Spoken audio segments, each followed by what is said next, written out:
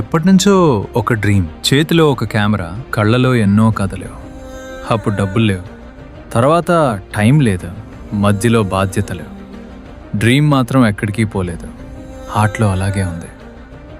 రోజులు మారాయి, సంవత్సరాలు గడిచాయి, కానీ ఆ డ్రీమ్ మాత్రం ప్రతి ఫోటో చూసినప్పుడు, ప్రతి వీడియో చూసినప్పుడు నన్ను మళ్ళీ పిలిచేది. ఒకరోజు నువ్వు నన్ను పట్టుకుంటావని.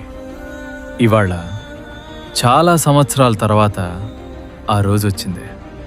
ఇది కేవలం ఒక కెమెరా మాత్రమే కాదు, ఇది నా ఓపికకి రివార్డ్, నా వెయిటింగ్కి రిజల్ట్, నా డ్రీమ్కి ఒక రూపం.